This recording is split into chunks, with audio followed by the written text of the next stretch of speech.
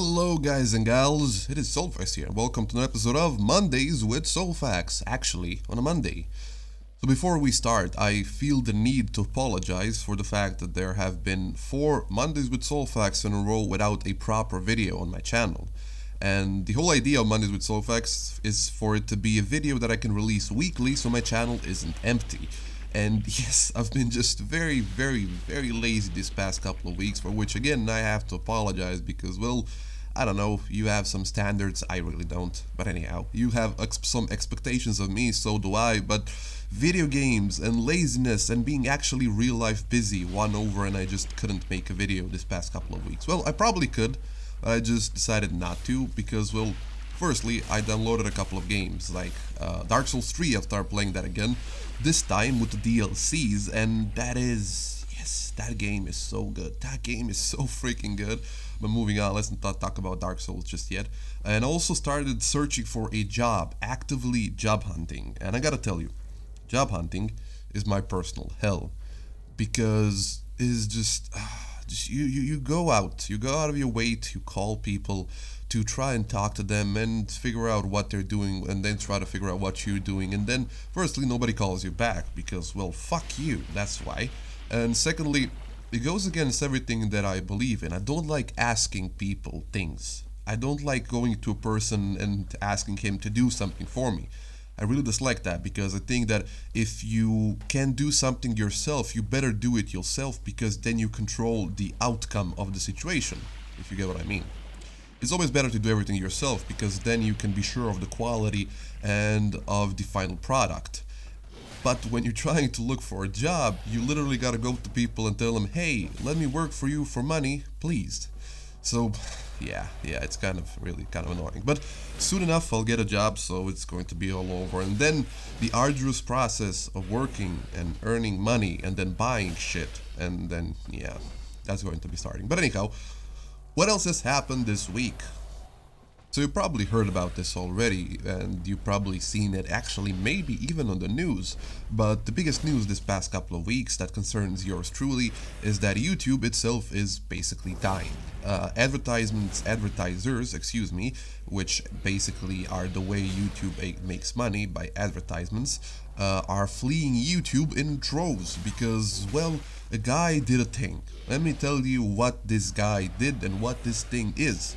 So, this douchebag, this douche-knobbel, made a piece of software which he then patented. This piece of software scours YouTube and finds extremist videos. Extremists. Yeah, that's a hard word. He finds videos of hate groups, whether it be ISIS, whether it be black hate groups, white hate groups, just videos that are not advertiser friendly. And then he manages to isolate those videos and tell people that are placing ads on YouTube, hey, do you want your ads to be placed on this video? And naturally they go no.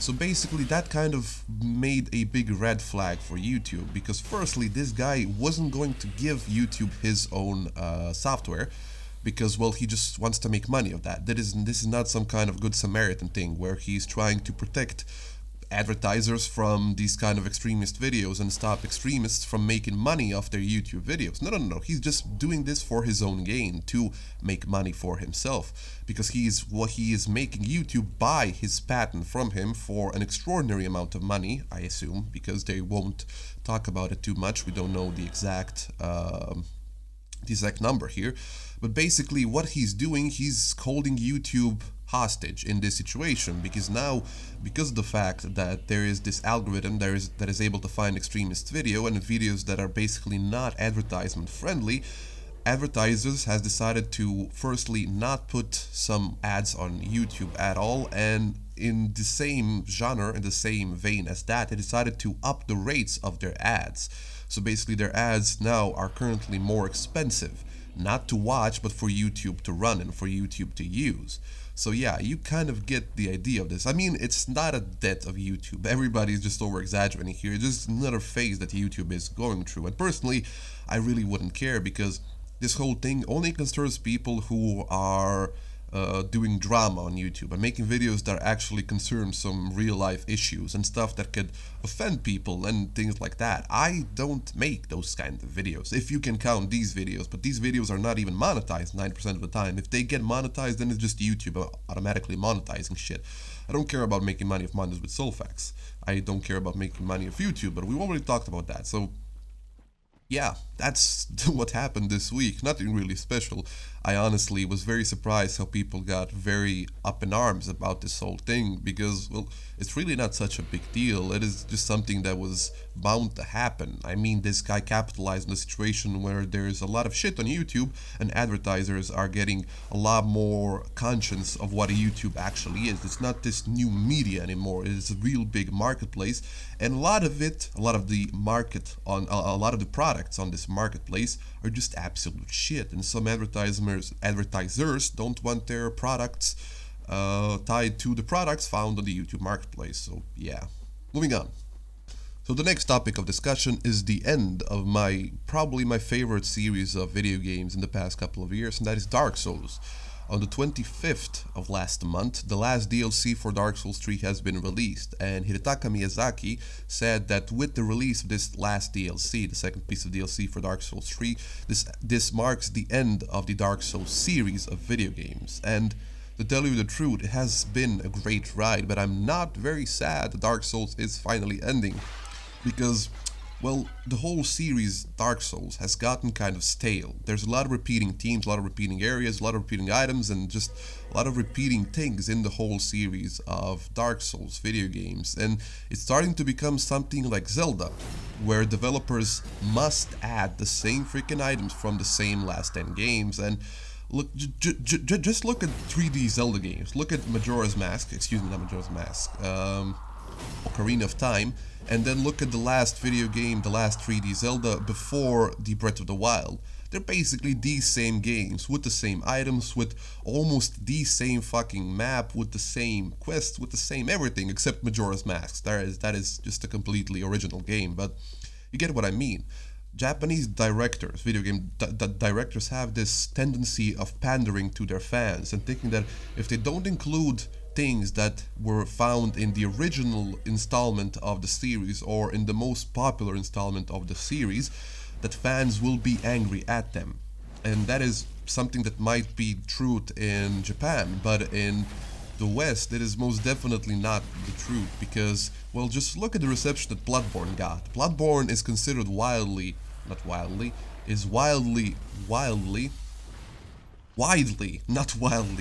considered to be the best game that Miyazaki has made.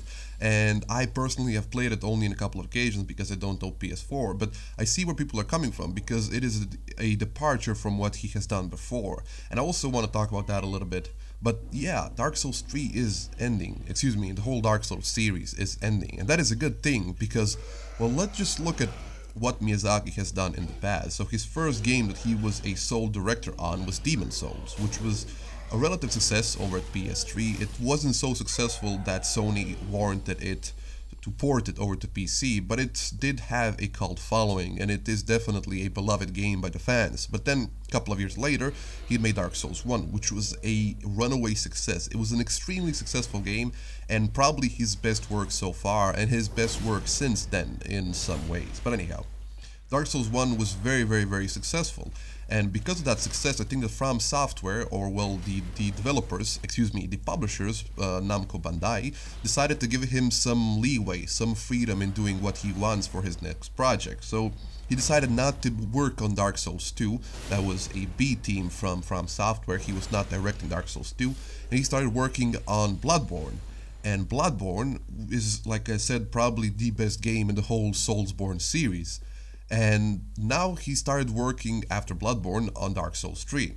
And I think that Miyazaki himself is very tired of Dark Souls, because what I just said is completely speculations. But again, I think that after the success of Dark Souls 1, he just wanted to leave the series over there. But Namco said, look at this cash cow, we gotta use it a little bit more. And I do understand that. After all, we did get two very good games, Dark Souls 2 and Dark Souls 3. But still, I think that Miyazaki was over mentally with Dark Souls 1. and that since Dark Souls 1 he wanted to just move away from the series, and that is definitely obvious in Bloodborne, because when he finally did move away from Dark Souls, he made an amazing game. And now the Dark Souls 3 is finished, and again his hands are let loose and he can make probably anything he wants, because he's gotten so much good faith from the publishers, but most importantly from the players, that if he just makes the most shittiest game and puts his names on it, it will probably sell like hotcakes, because it is another Miyazaki game, and that's what all the fans of Dark Souls and Bloodborne and Demon Souls want. It doesn't really matter what it's going to be. As long as it still plays and feels like Dark Souls and Bloodborne, I will be happy, and I know most other people will be happy. But yeah, it's been a fun ride. I can't wait to see what he's going to do next.